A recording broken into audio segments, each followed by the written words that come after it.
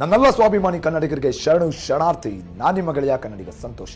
ಈ ವಿಡಿಯೋ ಮಾಡ್ತಿರೋ ಮೂಲ ಉದ್ದೇಶ ಏನಪ್ಪಾ ಅಂದರೆ, ತಮ್ಮೆಲ್ಲರಿಗೂ ಈಗಾಗಲೇ ತಿಳಿದಿರುತ್ತೆ, ಕರ್ನಾಟಕ ಶಿಕ್ಷಣ ವ್ಯವಸ್ಥೆಯಲ್ಲಿ ಒಂದು ಹೊಸ ಕ್ರಾಂತಿಯನ್ನು ಕರ್ನಾಟಕ ಸರ್ಕಾರ ಮಾನ್ಯ ಮುಖ್ಯಮಂತ್ರಿಗಳ ಹಾದಿಯಾಗಿ ಮಧು ಬಂಗಾರಪ್ಪನವರ ನೇತೃತ್ವದಲ್ಲಿ ಒಂದು ಒಳ್ಳೆ ನಿರ್ಣಯವನ್ನು ತಗೊಂಡಿದ್ದೀರಾ.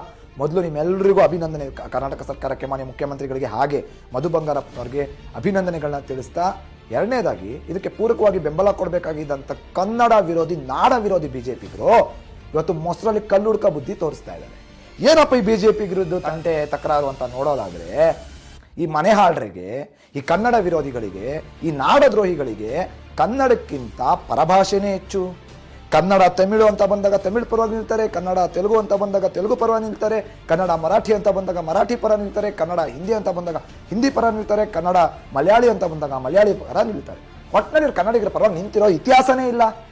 ಇವರ ಯೋಗ್ಯತೆಗೆ ಒಬ್ಬ ಕನ್ನಡಿಗನ ಜಯಂತಿಯನ್ನು ಆಚರಣೆ ಮಾಡೋ ಯೋಗ್ಯತೆ ಇಲ್ಲದ ಈ ಗುಳ್ಳೆ ನರಿಗಳು, ಈ ನಾಡದ್ರೋಹಿಗಳು, ಇವ್ರಿಗೆ ಕನ್ನಡ ಬೇಡುವಂತೆ, ಆದ್ರೆ ಹಿಂದಿ ಮಾತ್ರ ಇವ್ರ ತಲೆ ಮೇಲೆ ಹೊತ್ತು ಮೆರೆಸ್ತಾರಂತೆ.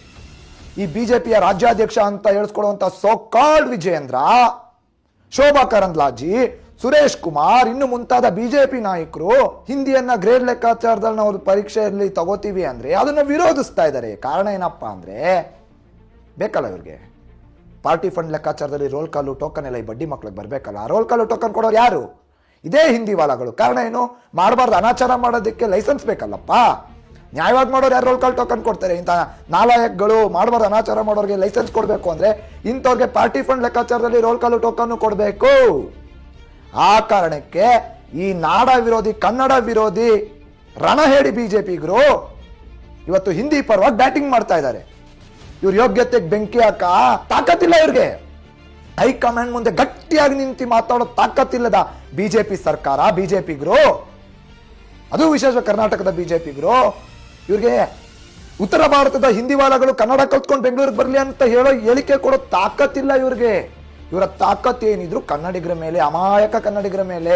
ಯಾಕೆಂದ್ರೆ ನಾವು ಕನ್ನಡಿಗರು ಅವ್ರೆಷ್ಟೇ ಕನ್ನಡ ವಿರೋಧಿ ಕೆಲಸ ಮಾಡಿದ್ರು, ಧರ್ಮದ ಹೆಸರಲ್ಲಿ ಅಂಧಾಭಿಮಾನ ತೋರಿಸ್ಕೊಂಡು ಅವ್ರಿಗೆ ಮತ ಒತ್ತುತ್ತೀವಿ ಅನ್ನೋ ಒಂದು ಆಸೆ ಅವ್ರಿಗೆ. ಹಾಗಾಗಿ ಪ್ರತಿಯೊಬ್ಬ ಕನ್ನಡಿಗ ಈ ವಿಚಾರದಲ್ಲಿ ಎಚ್ಚೆತ್ಕೋಬೇಕು.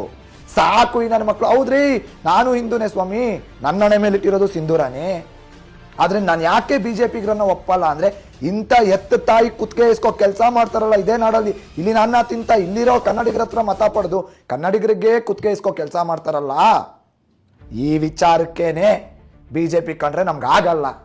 ನೇರವಾಗಿ ಬಿಜೆಪಿ ಕಂಡ್ರೆ ನಮ್ಗೆ ಆಗಲ್ಲ. ಯಾಕೆಂದ್ರೆ ಇಂಥ ಹೆತ್ತ ತಾಯಿ ಕುತ್ಕೆ ಇಸ್ಕೋ ಕೆಲಸ ಮಾಡೋ ಇಂಥವ್ರನ್ನ ಯಾರು